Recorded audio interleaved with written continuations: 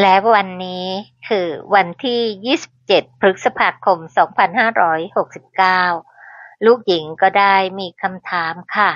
เรื่องโคปกะเทพบุตรว่าทำไมถึงได้เก่งจัง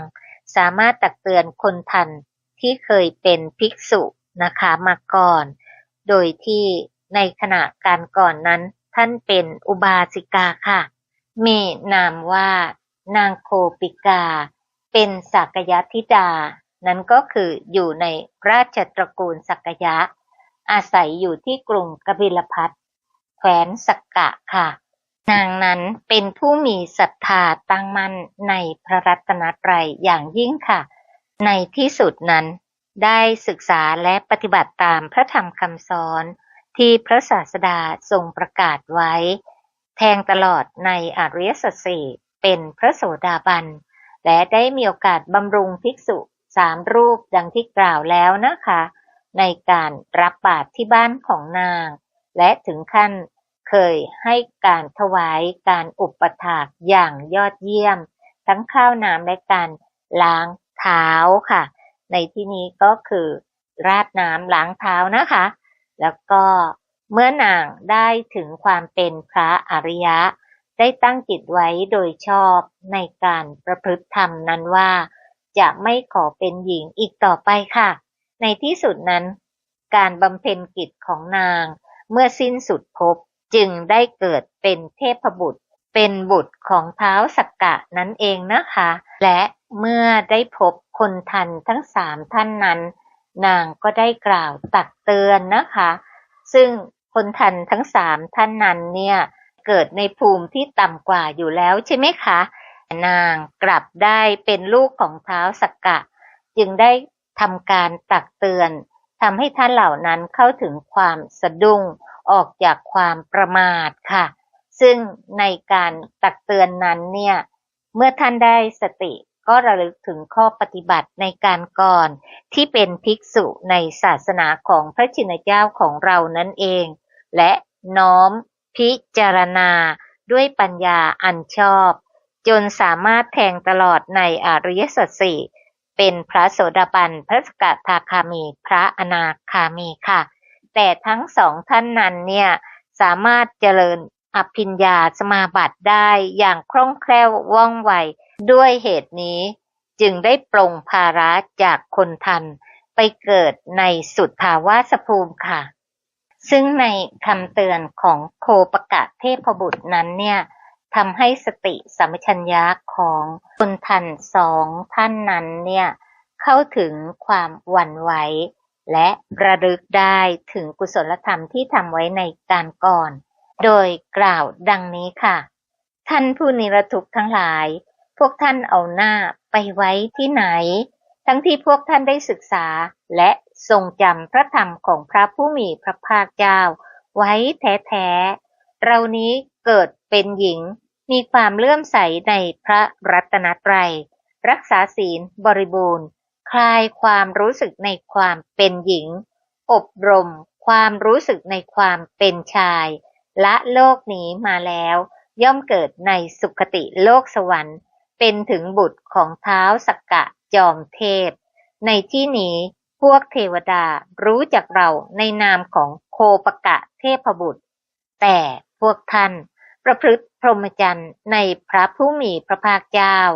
ก็คือเป็นถึงภิกษุนั่นเองนะคะ แต่กลับมาเกิดในหมู่คนทันอันต่ำต้อย เช่นนี้การที่พวกเราได้มาเห็นเพื่อนผู้ร่วมประพฤติธรรมต้องมาตกต่ำอยู่ในหมู่คนทันชั้นต่ำอย่างนี้ นับว่าพวกเราได้เห็นรูปที่ไม่น่าดูเสียเลย ก็คือมาเกิดเป็นคนทันร้องรำทำเพลงอยู่ เมื่อเทียบกับนางซึ่งเป็นอุบาสิกาในอดีต กลับได้ฐานะของความเป็นลูกของท้าวสักกะใช่ไหมคะ แล้วด้วยเหตุอะไรจากภาวะของนักบวชผู้ทรงไว้ซึ่งพระธรรมคำสอนอย่างยิ่งนะคะในอดีตของท่านทั้ง3 รูปนั้นเนี่ยน่าจะพอหาปัจจัยได้ ดังนี้นะคะ ข้อที่1ก็คือจิตเกาะเกี่ยวและพึงพอใจในเสียงดนตรีก่อนตาย ซึ่งนั้นก็หมายถึงจริงแล้วจิตเศร้าหมองนะคะ ซึ่ง จิตสุดท้ายคือจุติจิตนั่นเองนะคะ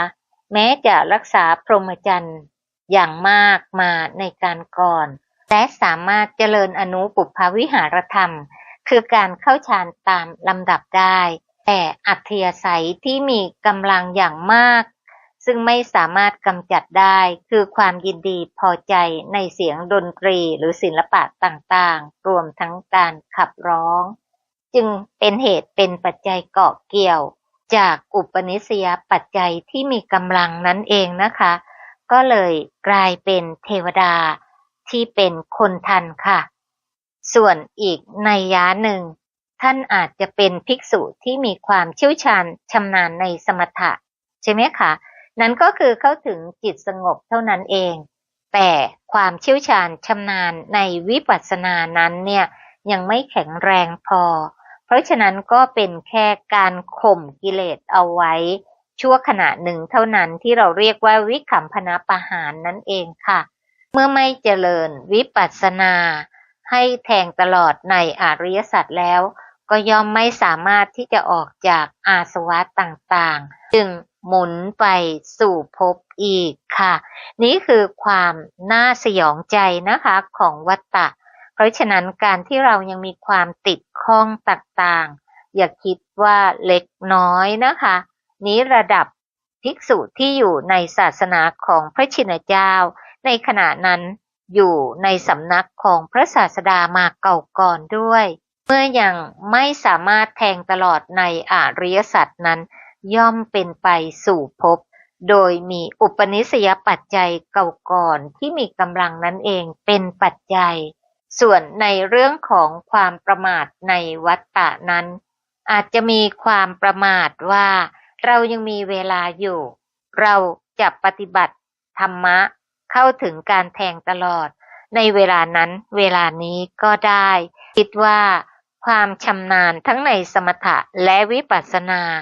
ก็สามารถจะเจริญเมื่อไหร่ก็ได้แต่เป็นอย่างไรล่ะคะ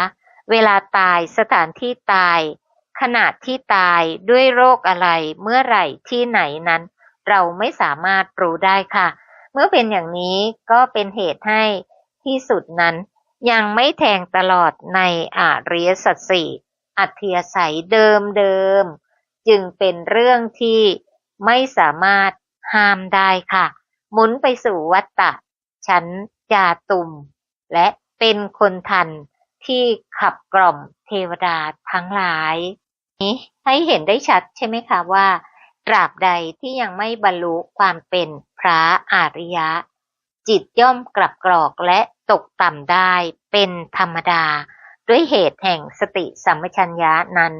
ไม่บริบูรณ์พร้อมค่ะเพราะเหตุแห่งความติดข้องในกามภพซึ่งส่วนใหญ่แล้วสัตว์โลกทั้งหลายเกิดในกามภพมากกว่าในภพอื่นๆคือในรูปภพอยู่แล้วนะคะจึงเป็นเรื่องของอุปนิสัยที่มีกำลังที่ติดข้องในกามนี้คือสิ่งที่เราควรสังวรระวังอย่างยิ่งค่ะคนทันทั้งสองท่านนั้นได้โอกาสอันประเสริฐนะคะเข้าสู่ความประเสริฐในพระอริยเจ้าได้จากได้รับการตักเตือนค่ะแต่ในหมู่ภิกษุจำนวนหนึ่งนะคะก็ไม่สามารถจะดำรงไว้ซึ่งสุคติภูมิได้ตัวอย่างที่เราได้ศึกษาในพระไตรปิฎกเช่นท่านโกกาลิกะ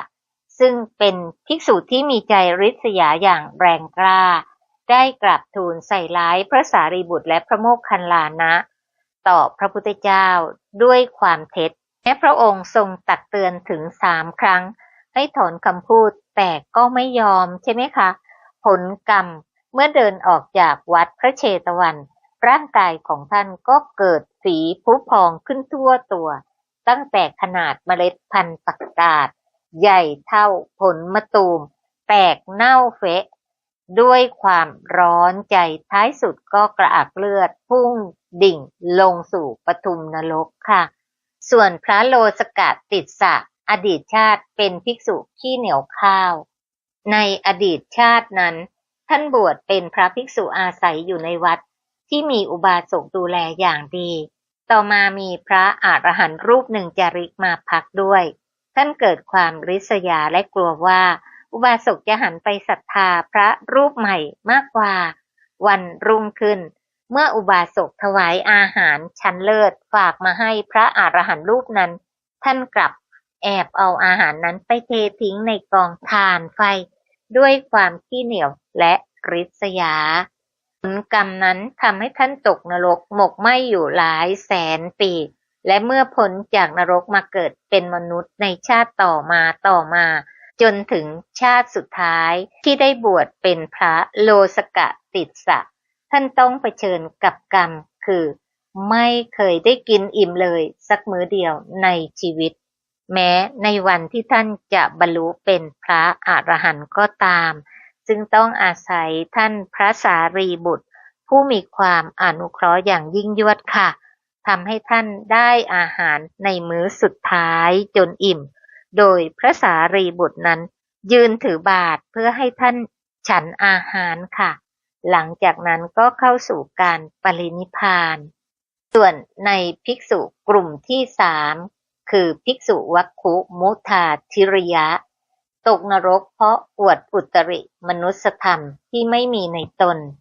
เกิดทุพพิกภัยข้าวยากหมากแพงหาอาหารยากภิกษุนี้จึงร่วมมือกันวางแผนโกหกหลอกลวงชาวบ้านโดยอ้างว่าภิกษุรูปนี้ได้บรรลุฌานสมาบัติเป็นพระอรหันต์เพื่อให้ชาวบ้านเกิดศรัทธานำอาหารดีๆมาถวายทั้งที่พวกตนเองนั้นไม่ได้บรรลุคุณธรรมใดๆเลยหรือเป็นอาบัติค่ะ